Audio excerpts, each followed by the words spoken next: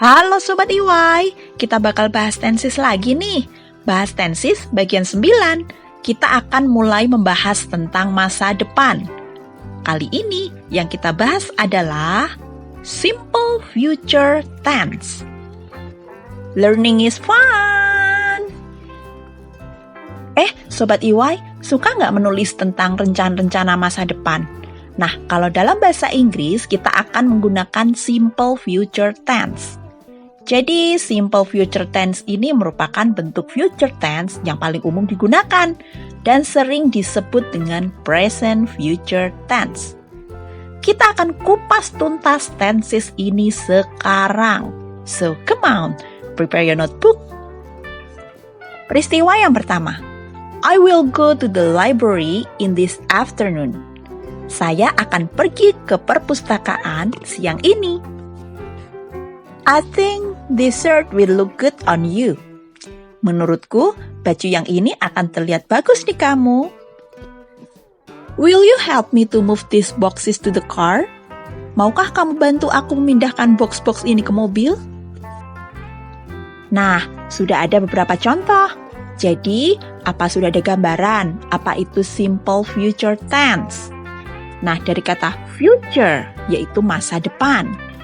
Jadi kalau dilihat dari kata future-nya, simple future tense ini udah jelas berkaitan dengan kejadian-kejadian di masa yang akan datang, Sobat EY.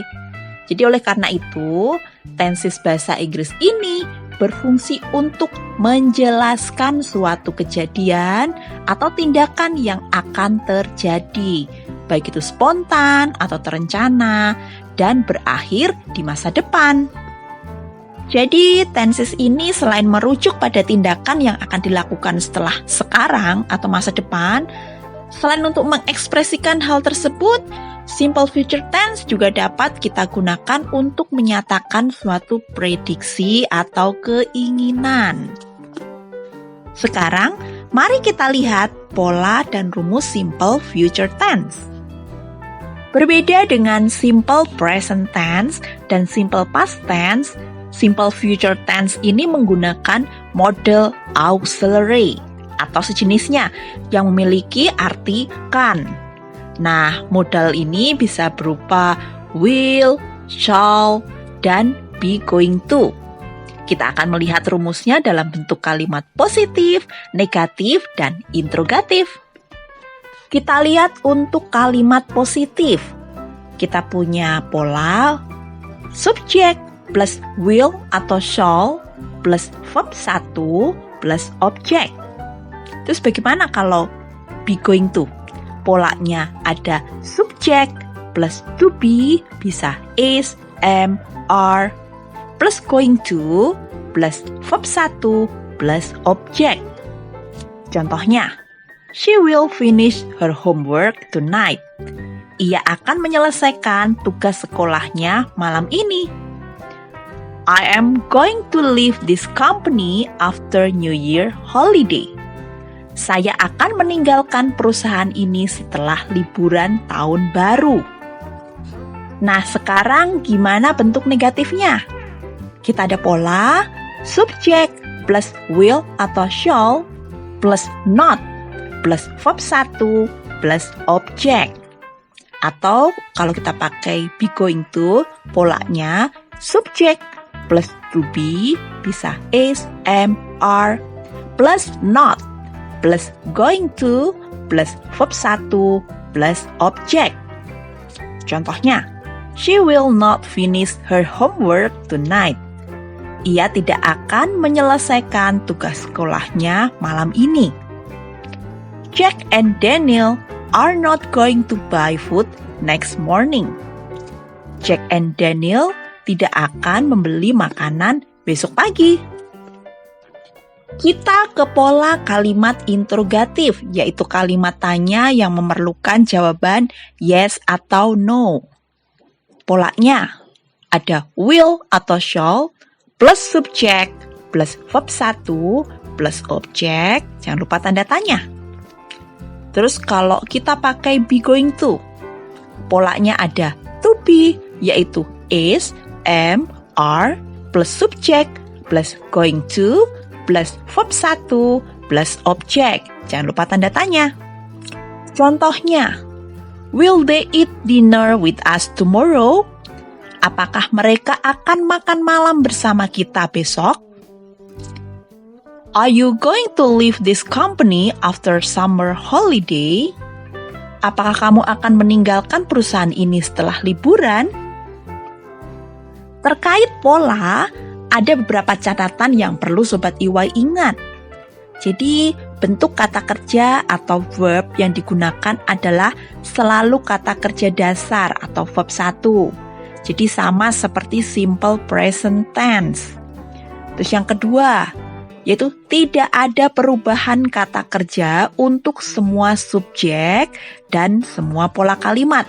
Semua pakai verb 1. Ingat ya Sobat IY, verb 1. Jadi jika kita membuat suatu kalimat menggunakan subjeknya I, you, we, they, he, she, it, singular subject atau plural subject, baik itu kalimat positif, kalimat negatif, atau tanya, semuanya pakai verb 1. Jadi sekarang Sobat IY pasti bertanya-tanya, apa sih bedanya will, shall, dan be going to? Nah, jadi shall sama will itu artinya sama ya, yaitu akan.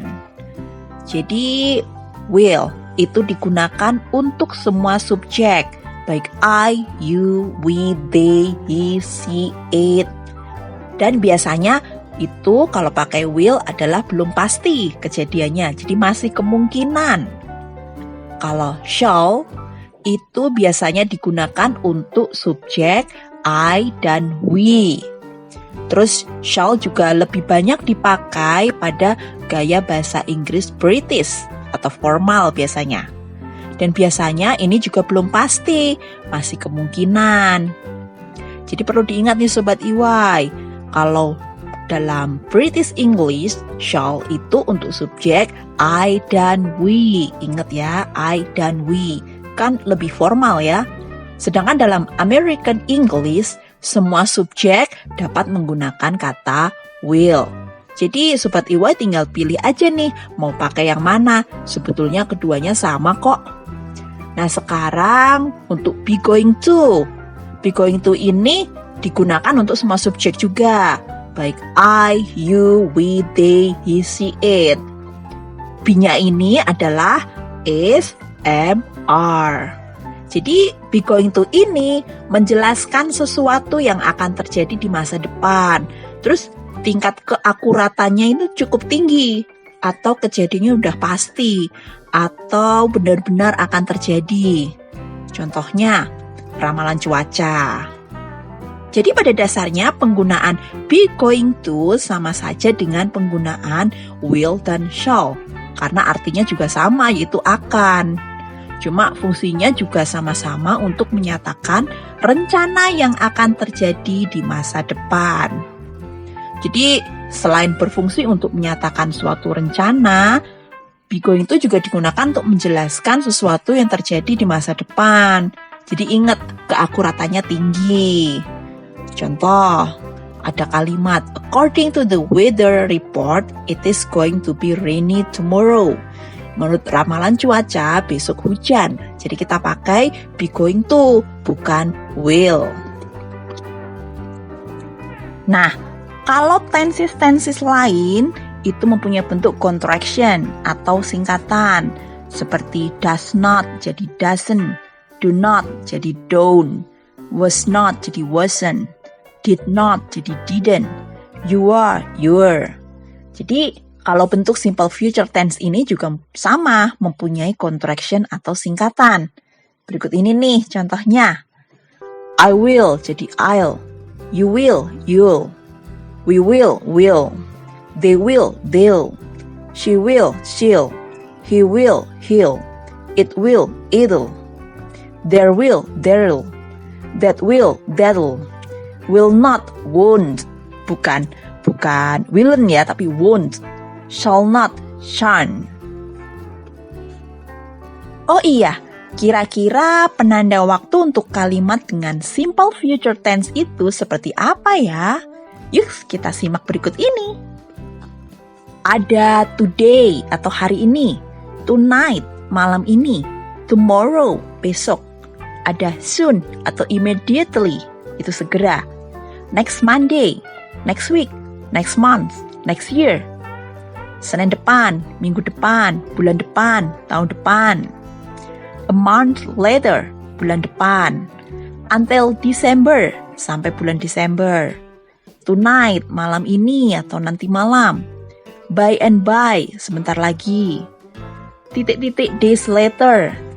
Berapa titik-titik hari ke depan, misalnya 2 days later, 2 hari ke depan, 3 days later, 3 hari ke depan, dan seterusnya. Selanjutnya, kita ke timeline. Cewek bertopi yang manis ini, saya Sobat EY.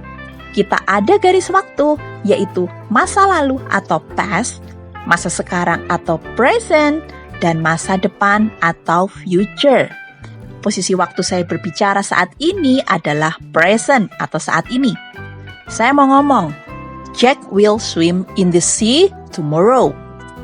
Jack akan berenang di laut besok. Besok artinya masa depan. Nah, kita lihat pada garis waktu. Jadi terjadinya aksi atau tindakan adalah di garis future. Karena Jack is swimming itu adalah future activity-nya. Kapan? Tomorrow. Tomorrow artinya future. Lalu, apa fungsi simple future tense dan penggunaannya dalam contoh kalimat? Kita simak yuk. Contoh untuk penggunaan will. Yang pertama adalah menyatakan suatu peristiwa yang akan terjadi di masa mendatang. Contoh, Mary will go to Japan next month. Mary akan berangkat ke Jepang bulan depan. Udah jelas, masa depan, next month. Yang kedua adalah menyatakan keputusan untuk melakukan sesuatu tanpa rencana atau memprediksi masa depan. Contohnya, he will be angry. Dia akan marah.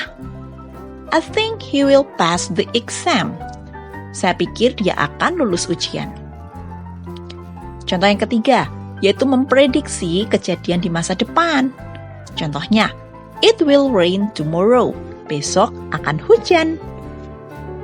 Contoh yang keempat adalah menyatakan sebuah emosi atau perasaan. Contoh, he will be angry. Dia akan marah. Sama ya seperti contoh tadi. I will love you just the way you are. Aku akan mencintaimu apa adanya.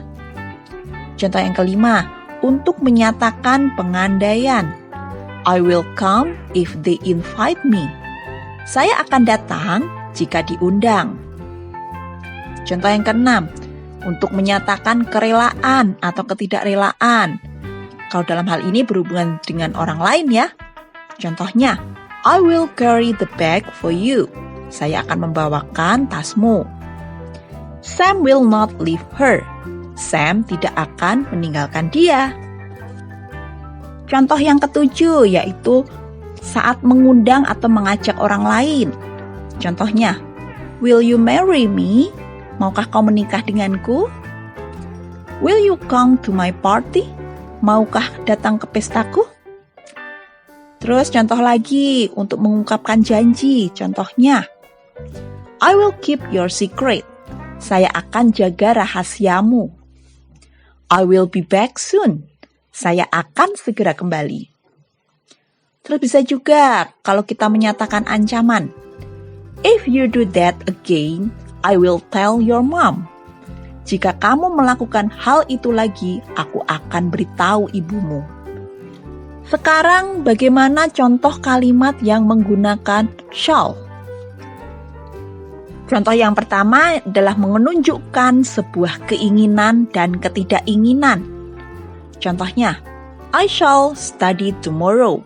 Aku akan belajar besok. We shan't come to her party next week. Kita tidak akan datang ke pesta dia minggu depan. Bisa juga digunakan untuk menyatakan suatu tawaran kepada orang lain. Jadi, shall ini akan berubah arti. Bukan akan lagi, tapi jadi perlu atau harus. Contohnya, shall I give you some money? Perlukah aku memberimu sejumlah uang? Seperti itu. Selanjutnya, shall juga bisa dipakai untuk meminta saran atau instruksi. Jadi dalam hal ini bentuknya adalah kalimat interrogatif atau tanya. Contohnya, what shall I buy for our dinner? Apa yang harus aku beli untuk makan malam kita? Nah, sekarang kita ke contoh kalimat untuk penggunaan be going to. Yang pertama, yaitu menyampaikan sebuah keinginan, namun baru sebatas niat ya Sobat Iwa, atau intention. Atau bisa juga menyatakan arrangement atau rencana yang sudah dipikirkan sebelumnya. Contohnya, he is going to be a dentist. Dia akan menjadi dokter gigi. Jadi dia sudah punya niat untuk jadi dokter gigi. He is going to go to France to continue his study. Dia akan pergi ke Perancis untuk melanjutkan sekolahnya. Jadi memang udah ada rencana nih yang dia pikirkan kalau dia akan pergi ke Perancis untuk melanjutkan studinya. Contoh yang kedua, be going to juga bisa digunakan untuk mengungkapkan prediksi berdasarkan bukti atau memang akan benar-benar terjadi. Jadi tingkat keakuratannya cukup tinggi nih Sobat Iwai. Contohnya, look at those gray clouds. It is going to rain. Lihatlah awan kelabu itu, pasti akan hujan. Nah, tingkat keakuratannya tinggi karena kalau awan kelabu itu kan udah rata-rata pasti hujan ya. Ya kadang nggak hujan juga, tapi kemungkinan besar akan hujan. According to the weather report, it is going to be snowy tomorrow.